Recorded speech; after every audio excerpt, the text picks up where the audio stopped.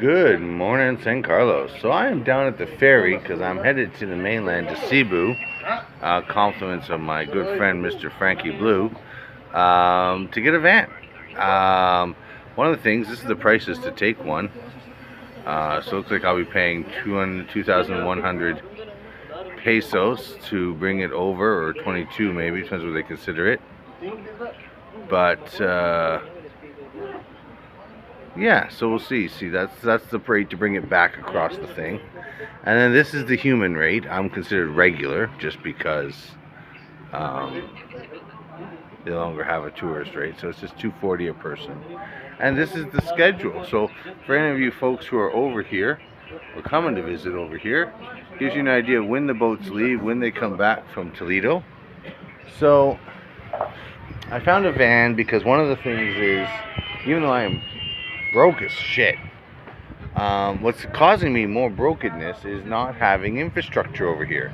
I spent most of this week dancing around, jumping through hoops, wasting small amounts of money. I'm only down about 2,200 pesos trying to get a new fridge, paying people this and that. And that's not including what I threw out in inventory. I probably threw out about 3K in inventory, so I'm down to about 5K now, pesos. Which, right, I understand from you Westerners who's like, oh, that's nothing, Jimmy. It's only 70 or 80 bucks. It is. However, that same amount of the inventory would have probably generated me 10K. So I look at things that way. Everyone knows who watches my blog. I am here on a shoestring budget. I cannot afford to be throwing out inventory or wasting money on failed adventures. Now, this van I'm getting is, hopefully I'm getting, ridiculously cheap, very low price. It needs a battery and some brake work. I got my tools in my bag. I'm savvy enough I can fix the brakes on the fly. If I gotta bleed the lines, I might have to pay some street kid to push the pedal while I bleed the lines. That's fine. End of the day, once I have my own van, I can move stuff around myself, and I can move stuff around for other expats, because I can't be the only expat who has suffered this critical failure among the locals, that they just don't want to work. They just, or if they hear your white man price, it's like all of a sudden it goes from being a 2,000 peso job to an 8,000 peso job, right? Skin taxing extremely high. So if you've been following my blog all week, you know all the crap I went through. Back and forth to Cebu Island, up to fucking Escalante and back, dealing with this fall down Australian guy who's whipped and tied at the hip to his woman. That's the other problem I find here, you see, is I can't really rely on the other Westerners when I do meet them, because even if I befriend them and they seem decent in the beginning, they're not. They suffer a mental disorder of being addicted to being tied to their woman and not being able to do anything or think for themselves. And it's like, bro, what? And maybe that's why they're here, right? Is like, it's just a certain kind of man, a certain kind of simp that exists in the West. He can't do his simpedness there, so he comes here.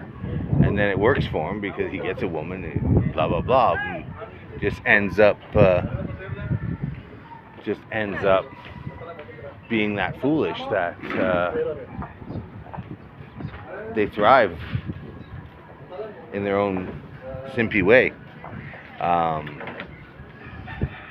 And for me, it's like, you can't tell me you're lonely and bored here and you wish you knew more white people and expats to socialize with, and then when you meet one, you treat them like garbage, right? Like, that doesn't make sense to me. Like, for me, the whole trip to the immigration yesterday was bullshit hell.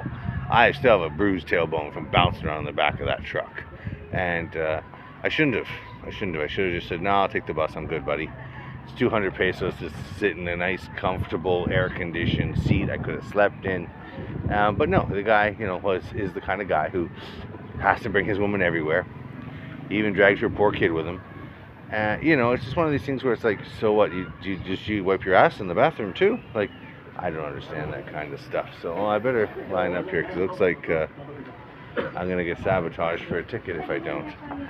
So, anyways, it's the same thing happening with that American in Jensen who I left all my equipment with, right? Like, I thought he was a normal, trustable dude. I actually considered him a friend. We hung for months, but no, they're owned and controlled. They're really weak-minded. I'm here. I am. I'm on my way off to Cebu on my own. I don't have my woman in tow, and she's not worried I'm out whoring around on her. You have to have trust in a relationship, where you don't really have a relationship. You have a ownership, and unfortunately, it's not even the guy owning the girl here. It's the girl owning the guy. So, which just goes against the whole philosophy that we're the prize, because how can we be the prize if they treat us like pets, right? So it is what it is, and I admit, yeah, it's hard, because when you see these gorgeous bodies, the beautiful faces, and you say to yourself, well, I want that. I'll do whatever I have to keep it. It's not a rare commodity here. If you lived on a mountain of gold, finding a nugget of gold on the path is not valuable. The whole mountain is made of gold. That's what this is. This is a mountain of gold. So it's one of those things where, you know, the prize on the mountain of gold is I guess someone who has wood, because they can use it to build stuff that you can't use gold for, right? So it is what it is. So this is part A of the adventure towards the van. And when I get there, if it's a total piece of junk, I'm not going to buy it. And my friend hasn't sent me the money yet. He says he'll send it to me when I'm there. And I do trust him. He's a pretty good guy. And I hate even asking, but he's coming over in February. And I said to him, look, I get the van. Keys are yours when you're here. And as I've shown this week how hard it is to get a decent rental over here the day you need it. A lot of the rental car companies here are not legit. It's like a guy who's just renting his personal sedan out. Like the one on my street, he's got 3 pictures of vehicles on his sign. One's a van, one's a hatchback, like SUV kind of thing, and then one was a sedan. He doesn't have the van and the SUV at all. He just has that one sedan. But, you know, it makes the picture look better. See, that's the false advertisement you get over here a lot. So the van I'm getting is already built for cargoing. It's rough enough that I don't care about if it gets scratched or whatnot. I can put the fridge on the roof if it's too big to fit inside. You know, it is what it is. So we will go and check it out. Worst case scenario, I'm going to blow about 1,000 to 2,000 pesos going there if I come back empty-handed. But I'll have some good blogging material, so I'll reload my load before I get on the boat, so at least I have that going. And yeah, so we'll see how it goes. So like, follow, subscribe, all that fun stuff. I'll take some footage on the boat for sure, because it's always nice on the water and it's daytime. So you can see the mountains maybe. I don't know if you can, way over there in the distance. Let's see if I can zoom in. So I got my umbrella with me, folks, because it might rain here at any time. So it is good to carry an umbrella when you're a day away from home. And there was a volcano that blew up last night, so there'll be a bit of smoke in the air. But so, like I said, like, follow, subscribe, all that fun stuff. Hit the bell so you see when I post new ones. And of course, sharing is caring. So you know, feel free to tell a friend. Just don't tell them about my personal stuff. Yeah. Anyways, have a great day, folks. Ciao.